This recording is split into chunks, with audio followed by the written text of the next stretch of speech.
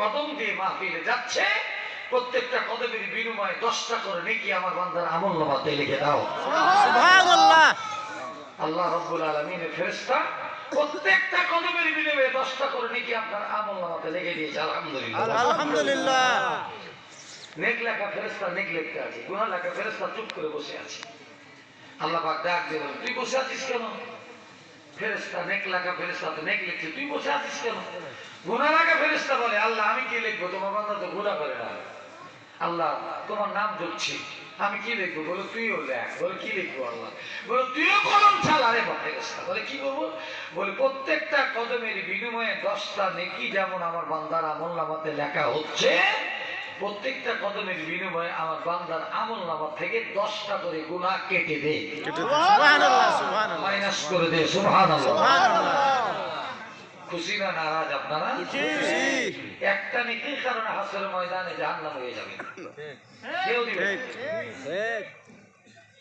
আল্লাহ পাকের দরবারে একটা নেকি কমে গেছে, ফেরেশতা হাত বেঁধে পা বেঁধে কবর শিকল দিয়া চোখে পর্দা লাগাইয়া টানতে শুরু করেছেন জাহান্নামে।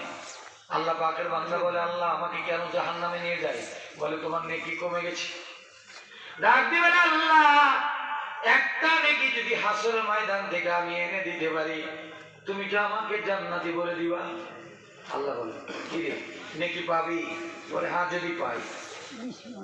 আল্লাহ পাক বলে, ছেড়ে দাও, যা হাসরের ময়দানে একটা নেকি যদি এনে দিতে পারিস, আমি আল্লাহ তোকে জান্নাতি বলে দিব। সুবহানাল্লাহ বলে। সুবহানাল্লাহ। আল্লাহ পাকের বান্দা হাসরের ময়দান খুঁজতে খুঁজতে যে বাবার সাথে দেখা হয়ে গেছে, বাবাকে ডাক দিয়ে বলেন, বাবা আমি তোমার ছেলে।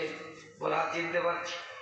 বলে হাসরের ময়দানে একটা নেকি আমার কমে গেছে, যার কারণে আমি জাহান্নামী হয়ে যাব। বাবা একটা নেকি তুমি আমাকে দাও।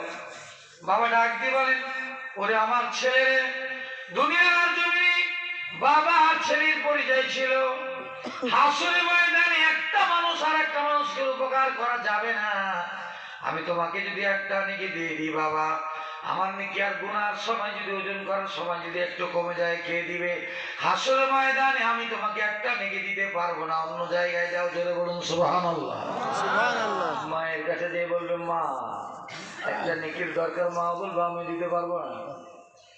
মনে মনে ভাববে, স্ত্রীর কাছে যায়, স্ত্রী এত ভালোবাসা, এত মহাব্বত, এত অন্তরণ পিস্থল, একসাথে সংসার করেছি, স্ত্রীর পরিচয় নিয়ে স্ত্রীকে বলবে, স্ত্রী একটা নেকির কারণে তোর স্বামী জাহান্নামে হয়ে যাচ্ছে, একটা নেকি দাও।